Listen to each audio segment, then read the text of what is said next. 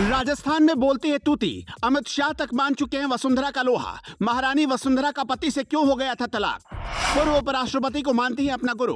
तीन बार राजस्थान की बनी सीएम, 5 बार जीत चुकी हैं लोकसभा का चुनाव, फिर परिवार से क्यों होना पड़ा था अलग। कहते हैं राजस्थान में महारानी वसुंधरा के सामने सब फीके पड़ जाते हैं, लेकिन आज वसुंधरा राजे की जिंदगी के कुछ ऐसे किस्से हम आपको बताने जा रहे हैं जिसके बारे में बहुत कम ही चर्चा होती है। पॉलिटिकल लाइफ में जितना सक्सेसफुल साबित हुई वसुंधरा राजे, उतना ही फैमिली लाइफ में फेल हो गई। वसुंधरा राजे का जन्म ग्वालियर के सिंधिया राजघराने में 8 मार्च 1953 को हुआ। वसुंधरा राजे के पिता महाराजा जिवाजी राव सिंधिया ग्वालियर के शासक थे। उनकी माता राजमाता विजय राजे सिंधिया आजादी के बाद एक बड़ी नेता के तौर पर उभरी। 40 साल के राजनीतिक कार्यकाल के दौरान उन्हें कुल 8 बार मध्य प्रदेश के गुना क्षेत्र से सांसद चुना गया। वसुंधरा राजे को सियासत विरासत में मिली, लेकिन उन्होंने खुद को संघर्षों के रास्ते पर चुनते हुए अपनी जमीन तैयार की। जब भैरव सिंह शेखावत और जसवंत सिंह केंद्र की सत्ता में पहुंचे, तब राजस्थान संभालने की जिम्मेदारी मिली वसुंधरा राजे को। बीजेपी को 110 सीटें दिलाकर राजस्थान में उन्होंने अपनी सरकार बनाई। फिर वो 3 बार राजस्थान की सीएम बनी। वसुंधरा राजे के निजी जीवन की बात की जाए तो मात्र 1 साल का उनका दाम्पत्य जीवन रहा।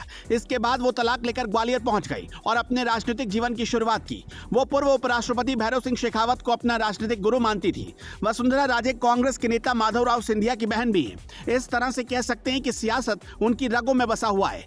करीब 20 साल की उम्र में वसुंधरा राजे की शादी 1972-73 में धौलपुर राजघराने के हेमंत सिंह से हो गई। भारत की आजादी से पहले रियासती काल में सिंधिया स्टेट और धौलपुर रियासत के बीच दुश्मनी थी।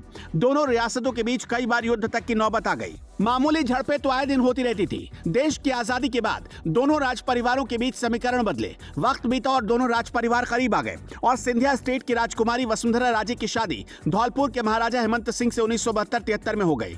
शादी 1 साल भी नहीं चली। दुष्यंत सिंह का जन्म होने ही वाला था कि दोनों में तलाक हो गया। वसुंधरा तलाक के बाद ग्वालियर आ गई। 1978 में दुष्यंत की नानी विजया राजे सिंधिया ने अपने नाती की ओर से धौलपुर के महाराजा हेमंत सिंह पर संपत्ति में हिस्सेदारी के लिए अदालत में मामला दर्ज करा दिया। बताया जाता है कि जिस दौरान कोर्ट में मामला चल रहा था, उस दौरान भी वसुंधरा धौलपुर महल में रहने चली आई। इसके लिए बाकायदा कोर्ट से आदेश लिए गए। जब वसुंधरा इस महल में रहने जाती थी, तब हेमंत सिंह वहां से चले जाते थे। वसुंधरा कब यहां आ सकती थी, ये तय हेमंत करते थे। मई 2007 में हेमंत सिंह और दुष्यंत सिंह के बीच अदालत में समझौता हो गया। समझौते के तहत धौलपुर महल का मालिकाना हक दुष्यंत सिंह के पास चला गया। वहीं निजी जिंदगी से अलग अपने सियासी करियर में वसुंधरा राजे लगातार आगे बढ़ती जा रही थी। राजस्थान में भैरव सिंह शेखावत के निधन और जसवंत सिंह के विवादों में रहने के बाद वसुंधरा राजे राजस्थान में बीजेपी की मजबूत चेहरा बनकर उभरी। 2003 में राजस्थान में बीजेपी ने पहली बार अपने दम पर सरकार बनाई। इसे वसुंधरा राजे का ही कमाल माना गया। 2003 में जब राजस्थान में विधानसभा चुनाव होने को हुए, तो राज्य के 2 शीर्ष नेता दिल्ली में स्थापित हो चुके थे। भैरव सिंह शेखावत जहां उपराष्ट्रपति बन चुके थे, तो जसवंत सिंह केंद्रीय मंत्री रहे। ऐसे में बीजेपी ने वसुंधरा राजे को प्रदेश अध्यक्ष बनाकर उनकी अगुवाई में राजस्थान में चुनाव लड़ने का फैसला किया।